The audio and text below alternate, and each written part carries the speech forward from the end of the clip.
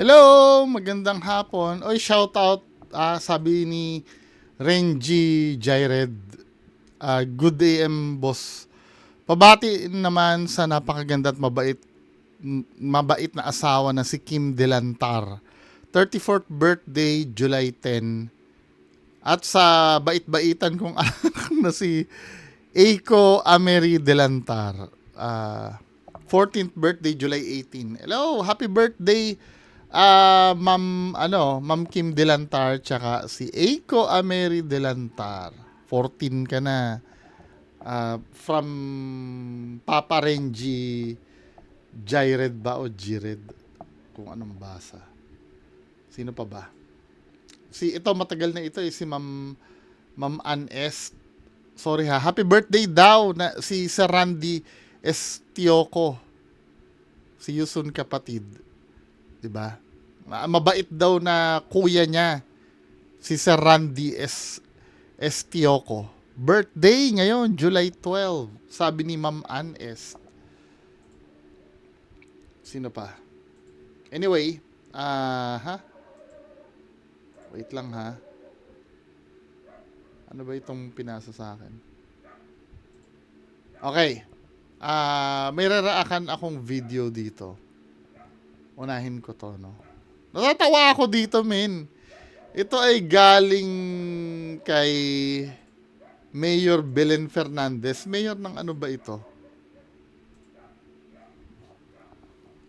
Mayor Belen Fernandez. Mayor siya ng lungsod ng Dagupan. So ito yung video ni Mayor. Mayor sports lang tayo Tamo kakulay, magkakulay tayo Mayor ng damit. Oh, ba't andito kayo ngayon? Anong meron? SafeNet, hindi PisoNet. Ano po? Ba't anong concern? On behalf of Marolina, nakikiisa upang isara ang PisoNet. No to PisoNet.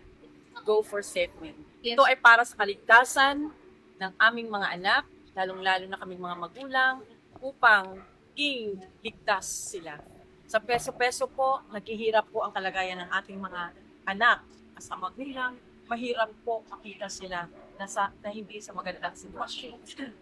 Nandito rin po ako, Mayor, upang isa rin sumuporta. Sorry hindi kasi halatang scripted Tumitingin pa sa camera si Mayor. Papasara ng PisoNet. It's a wake-up call para isara na po natin ang PisoNet. Hindi po pwede ang PisoNet dahil nagiging pasaway na po ang mga bata. Itong PisoNet na ito dapat po maalis. Bakit po? Kasi marami po pong mga kabataan ang nalululong sa PisoNet na ito at nakakagawa po sila ng masama. Kita nila dito, ginagaya po nila. Kaya, no to PisoNet. Po, no to PisoNet po kasi po kawawa yung mga magulang na nagtatrabaho para may ibigay ng baon ng mga bata pero dinadala lang sa PisoNet. Mga bata malapit sila umuwi sa tapos oras mo. Yung mga bata, hindi po sila, napupuwet sila lagi pag ipupupitom sila sa PisoNet po. Ayun. Sila nakakapag-aral ng mabuti. I think mamaya magko-comment ako. Alam ko, may magko-comment na dyan. Alam ko na yung pero tapusin muna natin. From January to March this year alone, we lost 16 young men and women to suicide, 16 empty chair, 16 broken families, Scripted 16 ang future pucha. gone. And when we trace it back, we found one common thread: addiction to PisoNet and online gaming. Second, because PisoNet is stealing time from education. Education is the best investment, sabi nga. But how can we invest in education when our students spend their allowance, their nights, even their class hours in PisoNet? Instead of doing assignment, they ranking up. Instead of looking for school, they stay up until 3 p.m.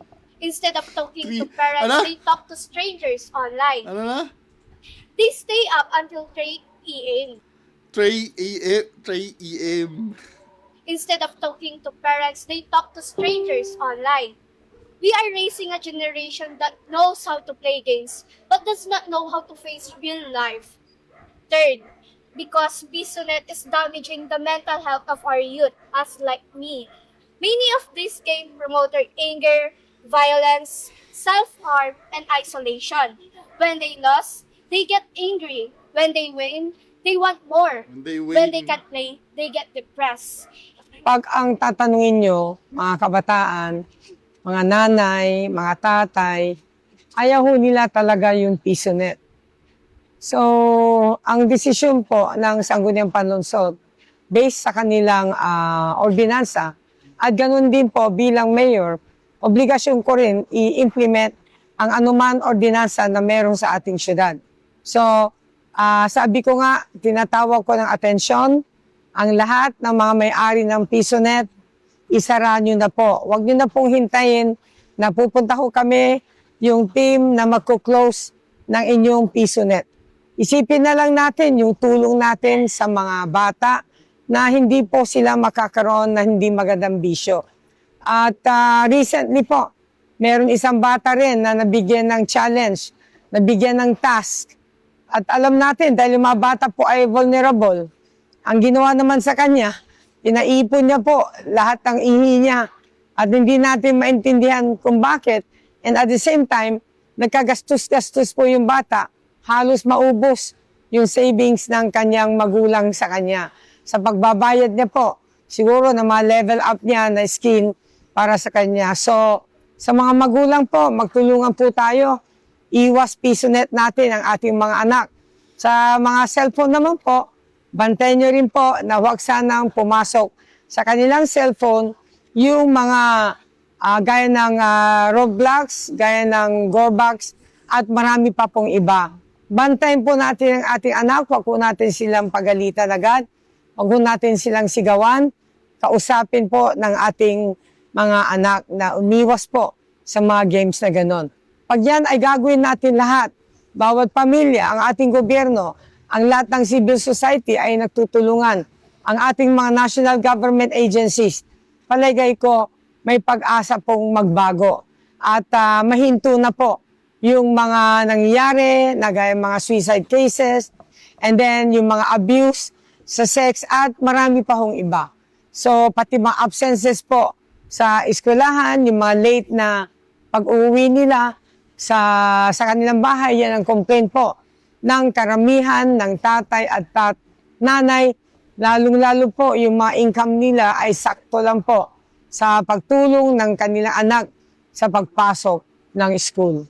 Recently, meron din kami mga cases ng mga self-harm. Kaya kailangan na natin ihinto kasi nai-influensya po ang ating mga bata. Sa Dagupan City po, sarado po ang PSUNET, hindi po tayo papayag. Maraming salamat po. ito, no, talagang tinapos ko no. Hindi sa akin, Mayor, yung binabanggit ng mga nanay dyan na problema. Wait lang ha, 50-50 kasi yung 50-50 kasi yung iniisip ko Kasi yung mga problema nila katulad na pupuyat ang mga bata, ginagabi na umuwi, or responsibilidad kasi ng magulang, hindi ng PSUNET yun Ang nakikita kong pagkukulang dito, yung ability ng magulang na pagtuunan yung anak nila, hindi yung, kasi yung PSUNET, hindi naman illegal yan Illegal ba ang PSUNET, men? Video career, alam ko illegal. Pero PSUNET hindi naman illegal. Bakit aanuhin yun? Pwede kasing maging source of income yun Hindi lang naman bata ang doon, ang gagastos doon. For example, yung mga magulang na may nagtatrabahong OFW sa ibang bansa, bagay, bibilhan ng cellphone Dito papasok yung 50-50 na sinabi ko kanina. Wait lang ha, kung legal naman at hindi naman siya illegal, yung pagkakaroon ng PSUNET, maliban sa mga bata, sino ba ang pwede maging parokyano nun? Yung mga nag-i-scatter? Kung sasabihin mo naman na OFW, ang sasabihin ko sana kanina, yung mga magulang na may OFW yung anak, 'di ba? Kasi tapos na tayo sa era ng mga internet cafe eh. 'Di ba? Kung may ano ka, may magulang ka na ay may ano ka, magulang ka or anak ka na nagtatrabaho sa ibang bansa, 'di ba? Mas maganda bilang mo na lang cellphone yung nanay mo o yung anak mo na pero ganun pa rin kung ang iiwasan nyo Roblox tsaka Gorebox, ganun pa rin. Nandun pa rin yung risk. O edi pagbabawal na naman natin yung paggamit ng cellphone. Kasi parang yun na nagiging solusyon eh. Parang yung mga magulang pwede na magpabaya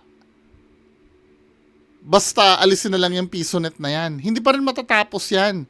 Kahit wala ng PisoNet yan, syempre, kung pabaya ang magulang, mag-iisip yung mga bata na kung paano na naman maglibang. Andyan na yung mga riot-riot, di ba? Yung mga ganggang, yung mga hazing sa gang, di ba? Doon naman malululong yun. Ang pinaka problema kasi hindi ina-address eh. 'Di ba? Although na problema, let's say may PisoNet, no? Parang ganito 'yan eh. 'Di ba sa school pinagbawal yung bilyaran? Yung malapit ang bilyaran sa school, bawal. Or bawal yung hindi naman pwede internet cafe kasi naalala ko yun eh. Nung nasa Fatima ako, parang may certain meters na bawal, pinasara yung mga bilyaran. Kasi doon parang naiintindihan ko din. Kaya lang, ang pinaka-problema kasi dito sa issue nila, yung pagdidisiplina ng mga magulang, kahit alisin nyo lahat ng PisoNet dyan, tutubo na naman uli yung problema na yan kasi hindi nyo kayang disiplinahin yung anak nyo. Biruin mo, sisisihin nyo yung PisoNet kung bakit nagpupuyat ang bata. Ba't nyo patulugin yan? Bakit hinahayaan nyo lumabas ng bahay ng gabing-gabi? 'Di ba? Hindi nyo kayang kastiguhin yung anak nyo. Ang gusto nyo maging yaya yung buong komunidad para sa anak nyo. Abay, mali naman 'yun. 'Di ba? Siyempre pag wala ng PisoNet, tatambayan sa mga 7-Eleven, magbubukas ng pinto 'yan. Matututo magnakaw yan doon.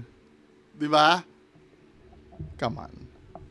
Hindi nyo ina-address yung tunay na problema eh. Ang tunay na problema yung mga yang mga nasa likod na yan, yung mga magulang na yan. 'Di ba? Tapos iiyak-iyak yan pag napahamak yung anak nila. Ba't yung hinayaan na tapos sabihin niyo sa akala mo ba madali magpalaki ng di sana hindi kayo nag-anak kung mahihirapan kayo. Sayang sa gusto nyo na nandyan yung nandyan yung responsibility na yan bilang parents eh. Hindi pwedeng papoproblemahin niya yung buong community para alagaan lang yung anak nyo, para malayo sa kapahamakan. Yes, no? May responsibilidad tayo sa mga kababayan natin na nasa community natin. Pero hindi naman 100%. 'Di ba? Ang pinaka may pananagutan pa rin diyan sa bata na 'yan ay yung mga magulang niya, number 1. Hindi pwedeng lagi isisi sa komunidad. Kasi yung komunidad, may mga gusto rin lang namang kumita, magtatayo ng PisoNet, na hindi naman yun ang iniisip na lasunin ang isip yung mga anak nila. Kahit nga walang PisoNet eh. Kung may cellphone sa bahay at may wifi, makakapag-Roblox pa rin yung mga bata eh. Paputol nyo din yung mga internet nyo. Di ba? Dito sa dito sa problem nila, problema ito ng pagpapalaki ng magulang, hindi ng PisoNet. Hindi siya I mean hindi ako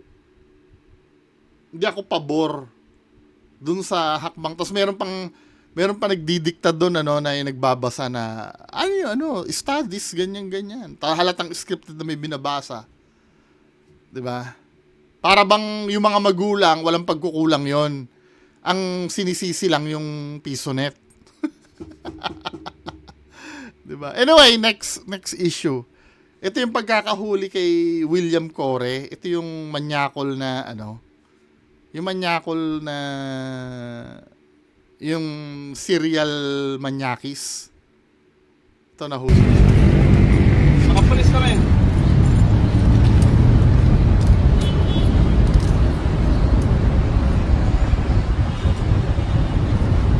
Sino si William Marriott Core? Ito ba yun?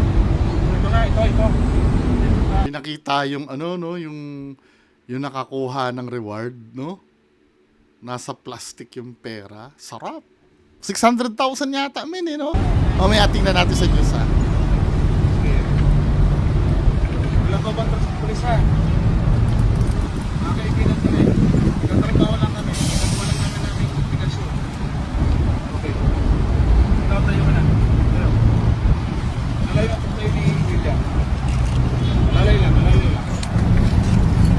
Swerte yung isa, hindi Malay lang. si William lang.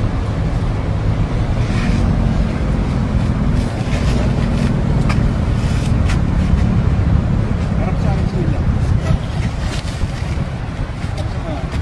Parang sa akin. O, si William.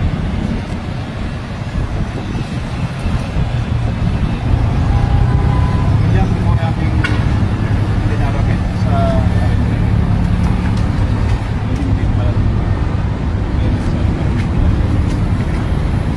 ito ay aming dinarapit sa kaso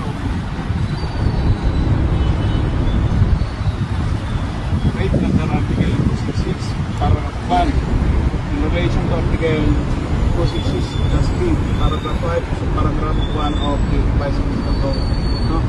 The criminal case number D-26-20538 D-26-20539 and D Ako, naniniwala naman ako na kailangan i-due process ang lahat. Pero sometimes sa mga katulad nito, no? Di ba pwedeng i-street justice na lang? Para wala na talagang... Hindi kasi pag yung mga salot na ganyan ikukulong mo pa ba yan?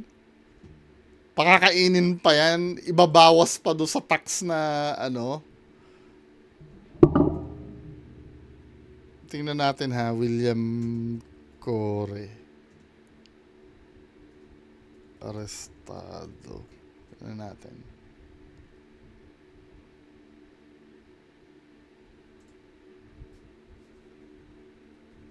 Mukhang hindi siya kilala eh.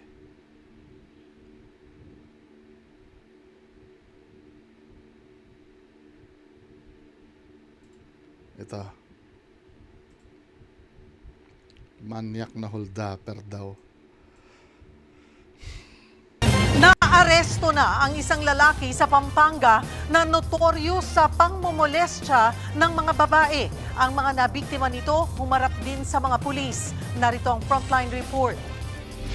ito ay aming dinarapit sa kaso Inaresto ng mga otoridad ang lalaking yan kahapon sa parking lot ng isang mall sa San Fernando, Pampanga. Wanted siya sa pangho-hold up at pangmomolestya sa isang babae sa loob ng sasakyan sa Angeles City. Ayon kay Police Brigadier General Jess Mendez, gumugulong ang operasyon sa pagtugis sa suspect. Nung idulog kahapon sa programang Wanted sa radyo ang kaso ng mga biktima. The whole day, na-interview pa nga ako nung kay Senator Tulfo. Hindi ako makapagsalita kasi ongoing talaga yung operation namin. Almost the whole day yesterday, natatrack na namin siya. Dagdag pa ng hepe, walang piyansa umano ang warrant ng suspect. Dahil ilang beses na itong naglabas-masok sa kulungan dahil sa parehong krimen. Ngayong araw, humarap sa mga pulis ang 3 babae at magulang ng batang biniktima nito. Ang isa sa kanila, balot pa rin ng takot sa ginawa sa kanya ng suspect. Ngayong nahuli siya, anong feeling mo? Mas kampante ka na ba? Mas nabunutan ka na ba ng tinek? Nakakampante naman po ako ng konti, pero po, gabi-gabi pa rin po kasi ako hindi makatulog. Yung trauma nun no? Kasi feel ko di ako safe. Panawagan naman ng Yan ang mahirap gamutin dun eh. Siyempre, yan yung mga time na yung magigising ka na lang, yung parang hindi na nawawala yung takot mo, yung praning na praning ka nang lumabas. Biktima sa viral dashcam video. Gusto ko sana ma-recover yung cellphone niya kasi most of the victims, meron po siyang video and then photos. Siyempre po, natatakot din po sila pag lumabas po, may minor po. Gusto po namin ma-delete. Mahaharap ang suspect sa patong-patong na reklamo. Iniabot na rin ng mga pulis Spider-Man! ang reward money sa impormanteng tumulong sa kanila. Nagbabalita mula sa Frontline, Margie Bentulan, News 5. Alam nyo ba, ako yan? Ako yan, tiba-tiba no? Pero, this time, no, kung may mangyari man kay kuya, hindi na ako magrereklamo. Salot talaga yun, men. Kahit pa sabihin mo na ikulong yun, hahanap-hanapin niya yun eh. Mukhang ano yun eh. Habit niya na yata yun eh. Ay, ako Diyos ko, Pilipinas. Anyway, yan lang po muna pag-uusapan natin ngayong hapon. Magandang hapon sa inyo lahat. Bye-bye.